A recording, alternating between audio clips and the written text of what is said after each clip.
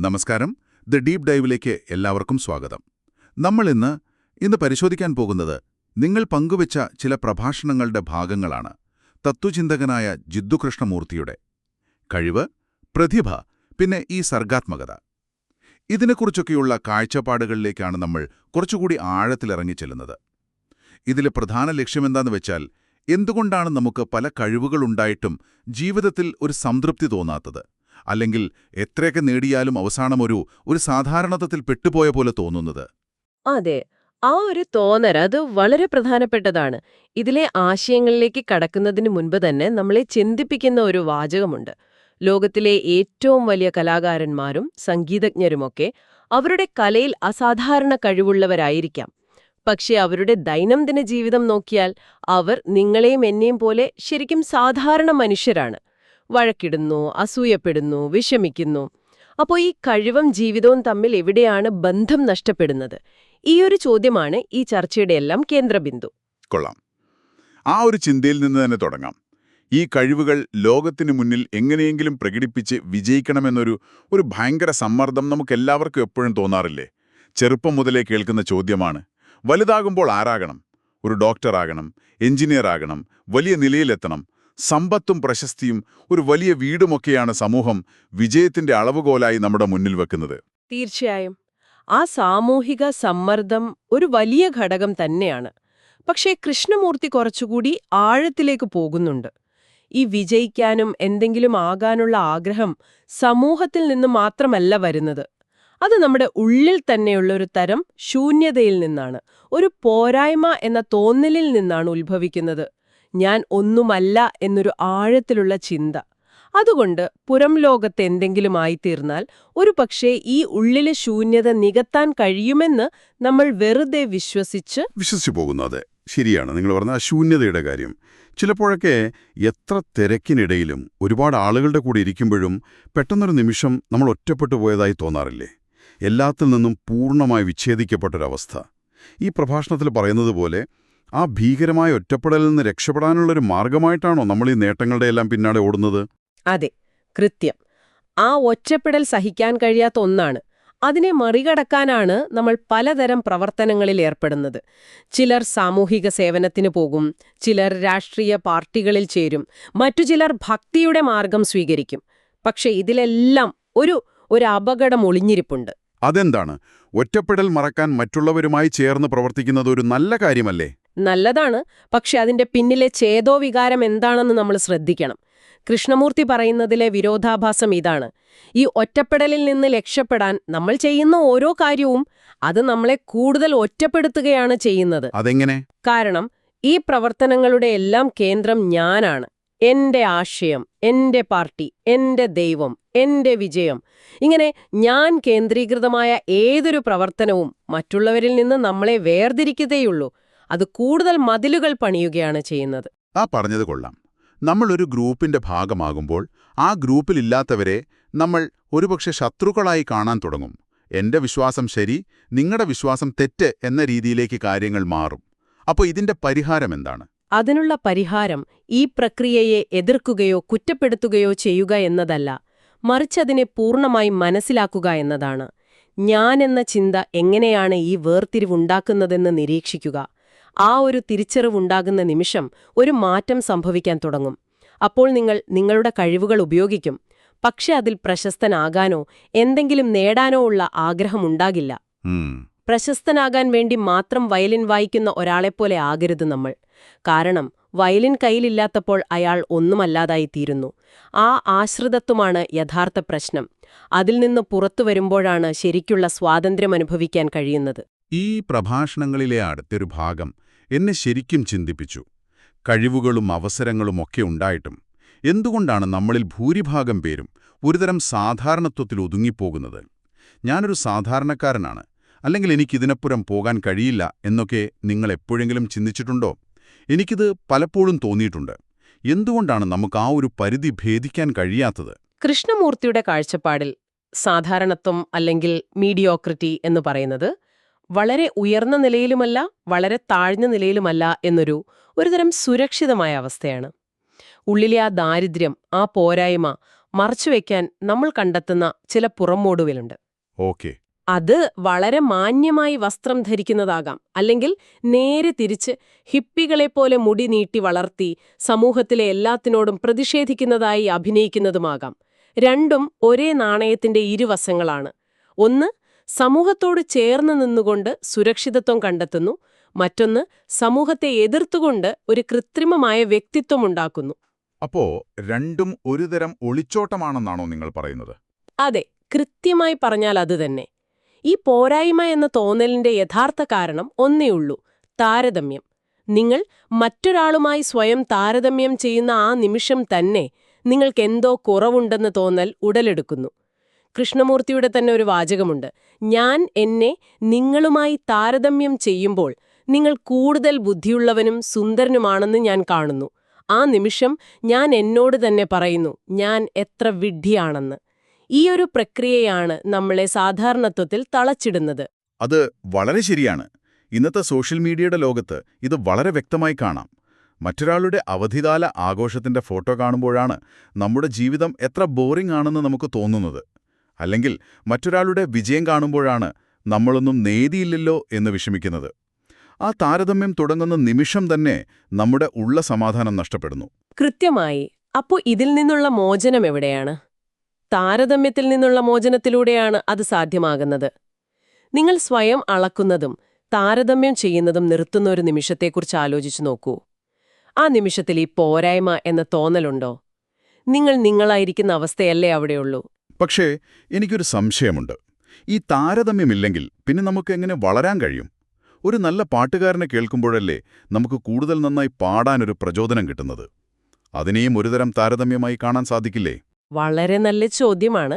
ഇവിടെയാണ് നമ്മൾ പ്രചോദനവും, അതായത് ഇൻസ്പിരേഷനും, താരതമ്യവും, കമ്പാരിസണും തമ്മിലുള്ള വ്യത്യാസം മനസ്സിലാക്കേണ്ടത്. മറ്റൊരാളുടെ കഴിവ് കാണുമ്പോൾ അതിൽ നിന്ന് പഠിക്കാനും മെച്ചപ്പെടാനും ശ്രമിക്കുന്നത് സ്വാഭാവികമാണ്. അതൊരു ക്രിയാത്മകമായ കാര്യമാണ്.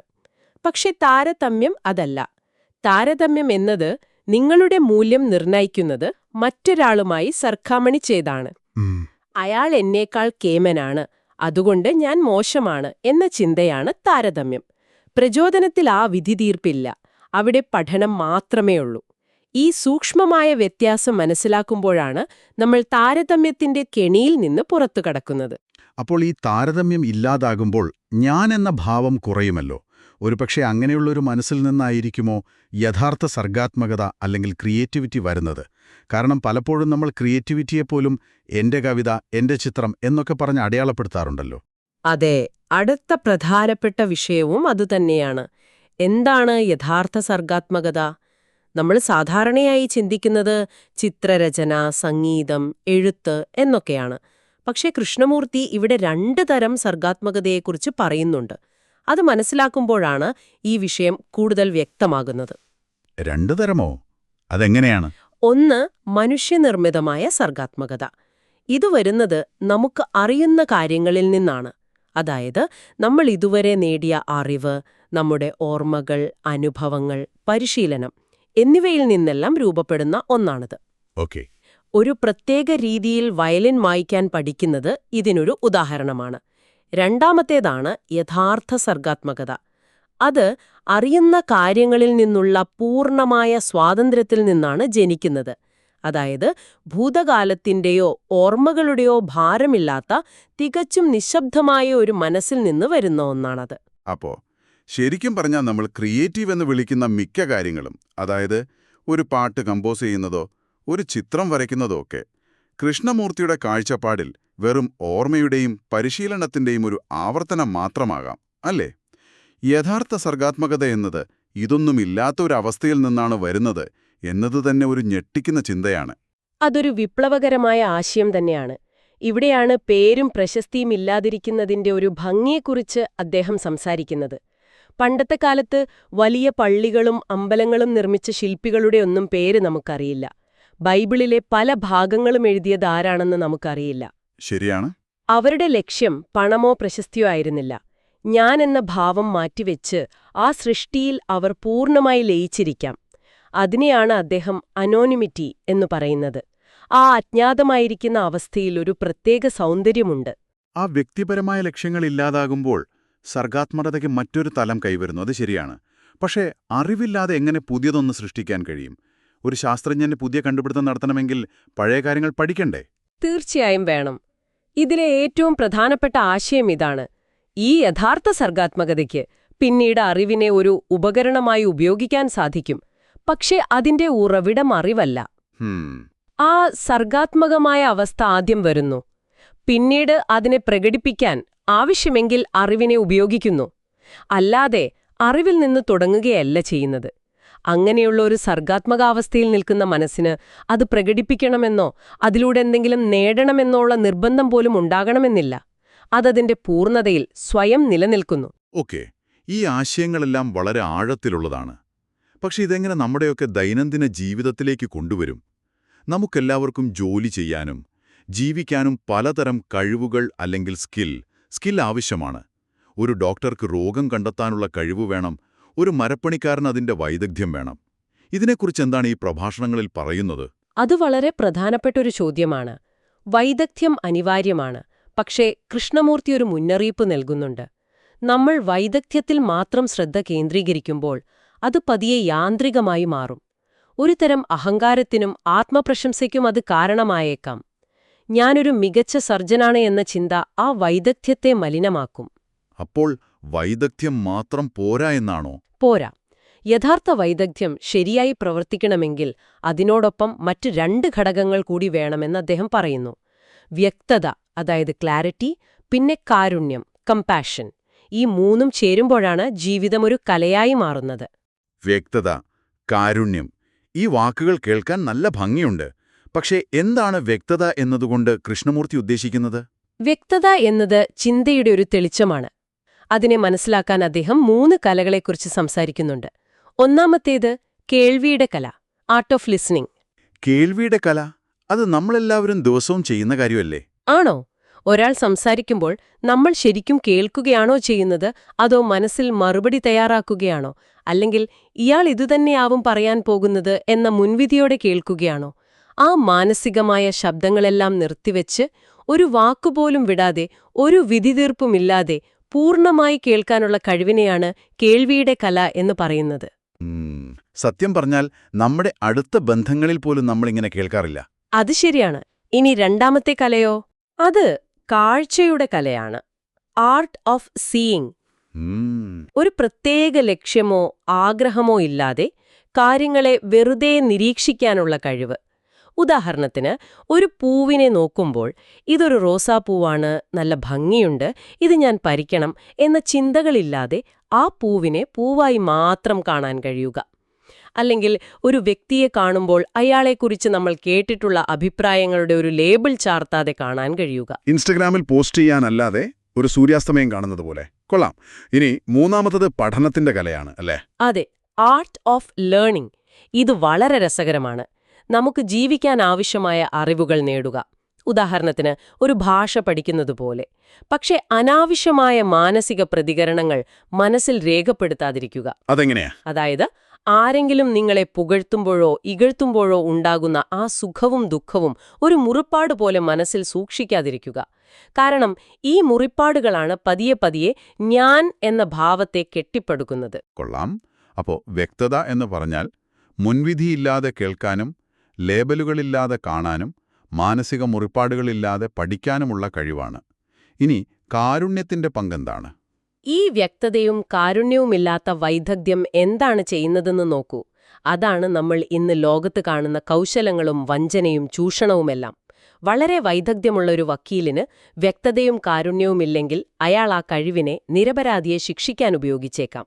എന്നാൽ ഈ 3ഉം, വൈദഗ്ധ്യം, വ്യക്തത, കാരുണ്യം, ഒരുമിച്ച് ചേരുമ്പോഴാണ് അതിനെ ജീവിതകല എന്ന് വിളിക്കാൻ സാധിക്കുന്നത്. അവിടെ ഓരോ കാര്യത്തിനും അതിൻ്റേതായ ശരിയായ സ്ഥാനമുണ്ടാകും. ചിന്തയ്ക്ക് അതിൻ്റെ സ്ഥാനം, ലാഗണികൾക്ക് അതിൻ്റെ സ്ഥാനം, കഴിവിന് അതിൻ്റെ സ്ഥാനം. ഈ ഒരു സന്തുലിതാവസ്ഥയിൽ നിന്ന് വരുന്ന ബുദ്ധിശക്തിയെയാണ് കൃഷ്ണമൂർത്തി സ്നേഹം എന്ന് വിളിക്കുന്നത്. അപ്പോൾ നമ്മൾ തുടങ്ങിയത് നമ്മുടെ കഴിവുകൾ തെളിയിക്കാനുള്ളൊരു സമ്മർദ്ദത്തിൽ നിന്നാണ്. അവിടെ നിന്ന് താരതമ്യം എങ്ങനെ നമ്മളെ സാധാരണത്വത്തിന്റെ കെണിയിൽപ്പെടുത്തുന്നുവെന്ന് നമ്മൾ കണ്ടു.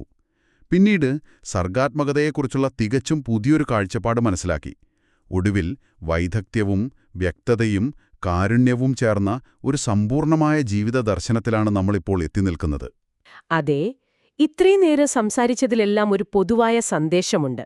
ഈ പ്രശ്നങ്ങളുടെയെല്ലാം അടിസ്ഥാന കാരണം ഒന്നാണ്: ഞാൻ എന്ന ഭാവം. പ്രശസ്തനാകാൻ ആഗ്രഹിക്കുന്ന ഞാൻ, മറ്റുള്ളവരുമായി സ്വയം താരതമ്യം ചെയ്യുന്ന ഞാൻ, അംഗീകാരത്തിനും പ്രശംസയ്ക്കും വേണ്ടി ദാഹിക്കുന്ന ഞാൻ. ഈ ആത്മകേന്ദ്രീകൃതമായ പ്രവർത്തനങ്ങളിൽ നിന്നുള്ള മോചനമാണ് യഥാർത്ഥ പരിഹാരം. അത് പുതിയൊരു തരം അവബോധമാണ്. ഈ ചർച്ച അവസാനിപ്പിക്കുമ്പോൾ നിങ്ങൾക്ക് തനിയെ ചിന്തിക്കാൻ ഒരു ചോദ്യം നൽകാം. ഈ പ്രഭാഷണങ്ങളിൽ കൃഷ്ണമൂർത്തി തന്നെ ചോദിക്കുന്ന ഒന്നാണിത്. സ്നേഹവും കാരുണ്യവും വ്യക്തതയും വൈദഗ്ധ്യവും ചേർന്ന ഈ ബുദ്ധിശക്തിക്ക് സമ്പൂർണ്ണ നിശബ്ദതയുമായി അല്ലെങ്കിൽ ശൂന്യതയുമായി എന്ത് ബന്ധമാണുള്ളത്? ശൂന്യത എന്ന വാക്ക് കേൾക്കുമ്പോൾ നമുക്ക് പലപ്പോഴും ഒരു ഭയം തോന്നാം. പക്ഷെ ഒരുപക്ഷേ അത് നമ്മൾ ഭയക്കേണ്ട ഒന്നായിരിക്കില്ല. എല്ലാ ചിന്തകൾക്കും വികാരങ്ങൾക്കും അവയുടെ ശരിയായ സ്ഥാനം നൽകിക്കഴിയുമ്പോൾ മനസ്സിലുണ്ടാകുന്ന ആ നിശബ്ദത, ആ ശൂന്യത, ഒരുപക്ഷേ അതാവാം എല്ലാ സർഗാത്മകതയുടെയും ഉറവിടം. അതൊന്ന് സ്വയം കണ്ടെത്താനുള്ള ഒരു വഴിയാണ് ഈ പ്രഭാഷണങ്ങൾ നമുക്ക് മുന്നിൽ തുറന്നിടുന്നത്.